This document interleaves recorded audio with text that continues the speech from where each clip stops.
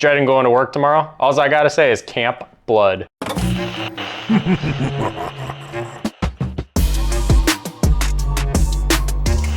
Hey there, welcome to another edition of the Sunday Scaries. I'm your host, Mike, and because it's summertime, I feel like camping, and we're gonna review Friday the 13th, the remake, and we're returning back to Camp Blood. And this one, you know, it's kind of hit or miss for a lot of people, and when it came out, a lot of fans just hated it for some reason, and it was so poorly received that it did not get a sequel, which I think is really unfortunate because for me, this is actually one of the best ones in the series, and I really enjoyed this film.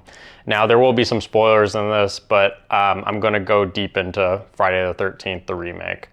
And when I first saw this film, I actually went to go see it with my college roommate, Andrew. Hey, Andrew, hope you're doing good out there. I know you're watching the Sunday Scaries. We went to go see it, and at this point, you know, Jason hadn't been on the big screen in 6 or 7 years, not since Freddy vs. Jason, and it's ironic because that seemed like an eternity back then, and now Jason hasn't been on the big screen for about 15, 16 years, you know, literally pushing 2 decades at this point. I mean, it's just ridiculous how long it's been since we got a Friday the 13th film.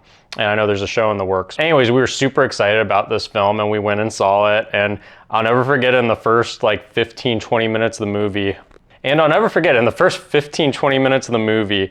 all the characters like got killed. And me and my buddy watched as the screen just went black and we turned to each other and it just sort of paused, and that pause felt like an eternity in theaters, and we're like, is it over? That was the shortest movie I've ever seen, you know?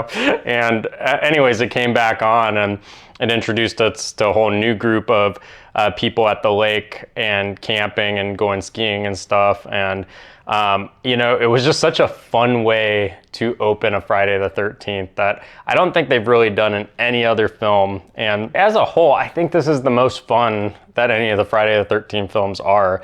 I mean, from the start, you got this badass version of Jason, you know, he's got the sack on his head because it's a remake and he hasn't found his mask yet, and he's just walking and he's so menacing, and he also moves more quickly than other Jasons, and he's also really smart in this one.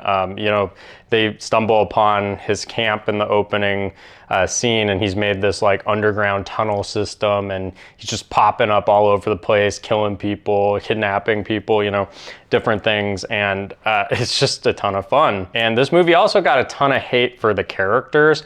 I don't really understand. I think the second group of characters they introduce, you know, they're not all lovable per se, but they're all kind of interesting. They're all goofy and funny. There's a lot of humor in the film. And even the characters you don't like, you know, they have the stupidest lines that you sort of enjoy, and you're just like, can't wait for this guy to get what he's deserving, or can't wait for that girl, you know, she's moving on to the other girl's man and she's gonna get it. And you know, there's all these like breadcrumbs, little nods to like classic horror, you know, the people that shouldn't be doing you know, bad things like you know, sex and drinking and all that. You know, they all go, like they're gone, you know, in the film, and it really just didn't hold back as far as playing into the stereotypes of the 70s and 80s and what would get you killed in a horror movie. And I really enjoyed that, especially back in, you know, 2009, I believe, when this film came out. It'd been such a long time since we got anything quite like this. Now, the overall plot in this film, I think, is actually one of the more creative plots in any of the Friday the 13th. And in that opening 20 minutes or so of those campers, you know, getting killed by Jason, one of them was actually the sister of this guy who's in the town. It's been, I think, 6, 8 weeks, something like that. And he's looking for his sister because she went missing, because she had an encounter with Jason, and no one knows who Jason really is at this point. And he's looking for his sister, and he runs into this new group of, you know, campers who are there for the lake, staying at their friend's cabin, because he's a really rich guy, and, you know, he's looking for help. And anyways, it's just kind of centered around this guy looking for his sister. And, you know, as the film goes on and Jason, you know, of course, he encounters this group and starts killing them off.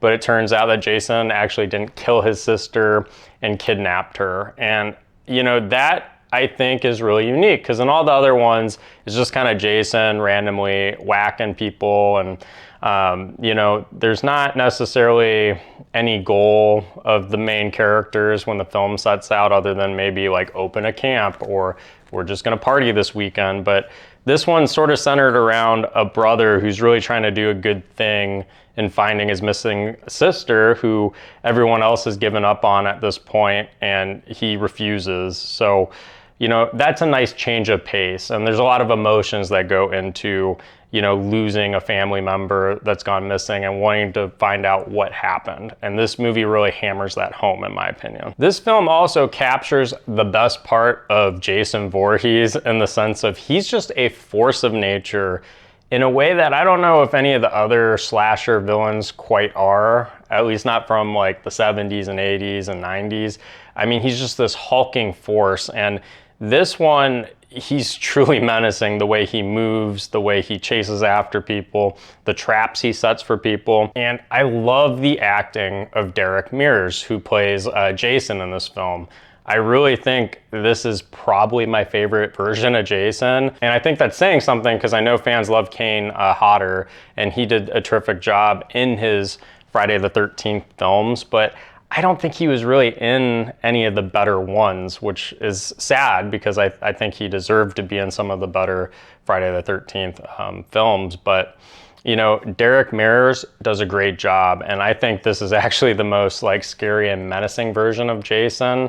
And it's just my favorite performance, and I really wish we would have got a sequel to see Derek play this role one more time, because I think he would have given us another terrific performance. And unlike other Friday the 13th films, this one actually has a bunch of twists and turns along the way. It has its classic nods to characters that are going to get killed in it, and that's fun for the fans, because you're like, oh, I know this is coming, but also the plot itself, you don't really expect a few of the things that happen. And you know, one of it is, you know, the final girl, and the whole time you think it's this new girl that the brother is getting help from to find his missing sister.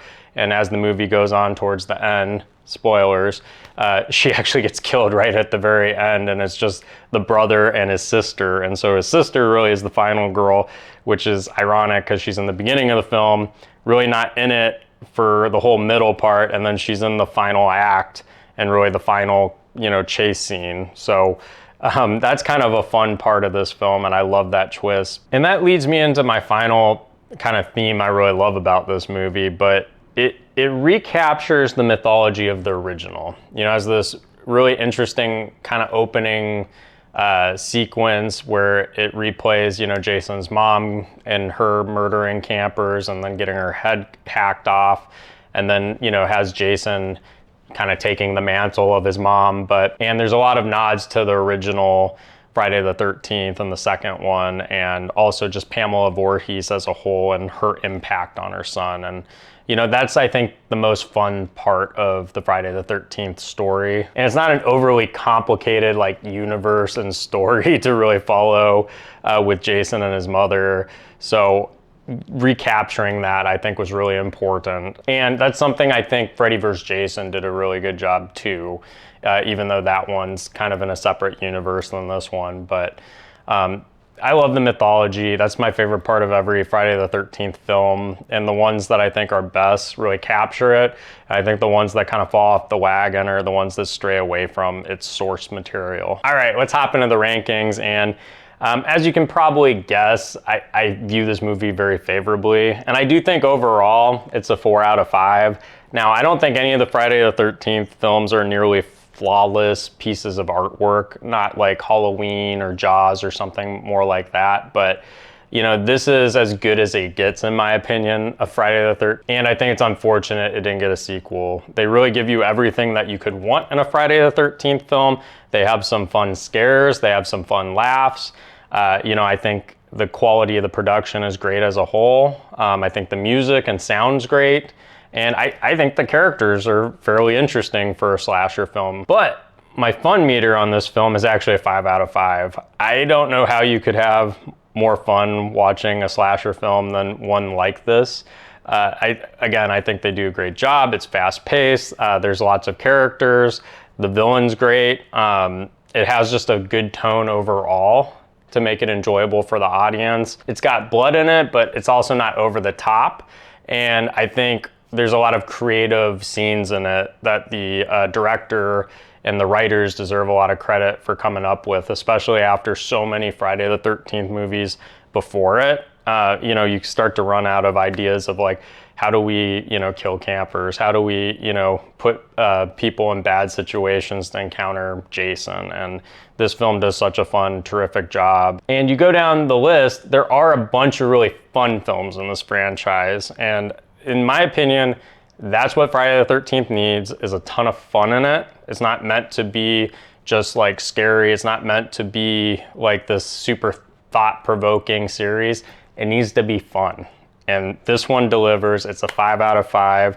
There's a couple in this series that I would rank a 5 out of 5, and this is one of them. Anyways, guys, thanks for tuning in. I really hope you like this edition of the Sunday Scaries, and leave a comment. Let me know if you like the Friday the 13th remake. I think it's great. I think it's a lot of fun, but I know there's some people out there that disagree with me, so leave a comment. And if you are dreading going to work tomorrow, all I know is at least you don't have to deal with this version of Jason Voorhees.